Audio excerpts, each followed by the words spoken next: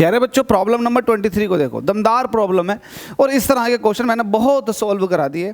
Literally आपको समझ में आ चुका होगा कॉन्सेप्ट। चलो इन क्वेश्चन को एक बार आजमा कर देखो, खुद से भी करने की कोशिश करना।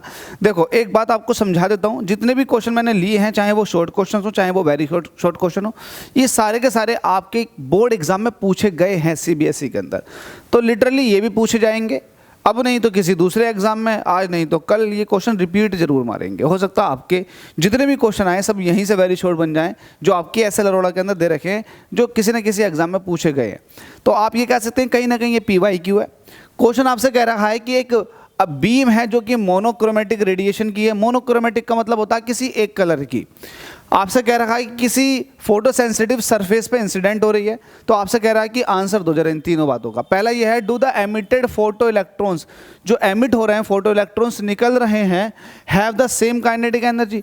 आप ये सोच के बताओ कि अगर मैं किसी लाइट को किसी मेटल सरफेस पे गिराऊं और ये मेटल सरफेस जो होना चाहिए फोटो सेंसिटिव होना चाहिए, तो मुझे एक बात बताओ, इससे निकलने वाले इलेक्ट्रॉन्स जो होंगे क्या उनके पास सेम काइनेटिक एनर्जी होगी? तो जवाब है नहीं।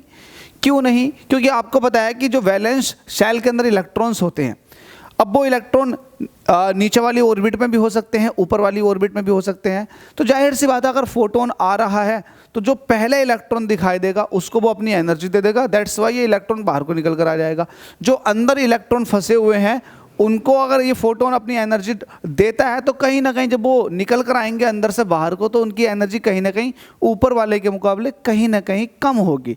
तो आप ये वाली बात कॉमन सेंस के हिसाब से भी कह सकते हो कि जो फोटो इलेक्ट्रॉन्स होते हैं वो डिफरेंट एनर्जी के साथ एमिट होते हैं मेटल के सरफेस पे। तो पहले वाले क्वेश्चन का आपको जवाब मिल गया।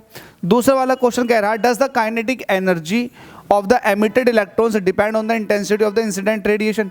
आपसे कह रहा है कि जो फोटो इलेक्ट्रॉन है, फोटो इलेक्ट्रॉन की काइनेटिक एनर्जी इंसिडेंट फोटोन की रेडिएशन पर डिपेंड करती है या फिर उसकी इंटेंसिटी पर डिपेंड करती है। तो आपको एक बात बता दें, जो काइनेटिक एनर्जी होती है ना फोटो इलेक्ट्रॉन्स की, वो कभी भी इंटेंसिटी पर डिपेंड करती नहीं है। आप इंटेंसिटी बढ़ाओगे, जितनी ज़्यादा बढ़ाओगे तो इंटेंसिटी बढ़ाने से सिर्फ और सिर्फ फोटोन का नंबर बढ़ता है। और जब फोटोन का नंबर बढ़ता है तो फोटोन के नंबर के बढ़ने की वजह से जो फोटो इलेक्ट्रॉन्स होते हैं इनका भी नंबर बढ़ता है। तो फोटो इलेक्ट्रॉन्स का नंबर तब बढ़ता है जब इंटेंसिटी आप बढ़ाते हो। अच्छा, जो इलेक्ट्रॉन्स निकल रहे हैं उनकी काइनेटिक एनर्जी पे कोई फर्क नहीं पड़ता। उनकी काइनेटिक एनर्जी अगर आपको चेंज करनी है तो जो इंसिडेंट रेडिएशन है ना उसकी एनर्जी को चेंज कर दो, उसकी फ्रीक्वेंसी को चेंज कर दो। तो ये वाली बात आपको क्लियर समझ में आ गई। काइनेटिक एनर्जी जो है वो इंटेंसिटी पर डिपेंड नहीं करती।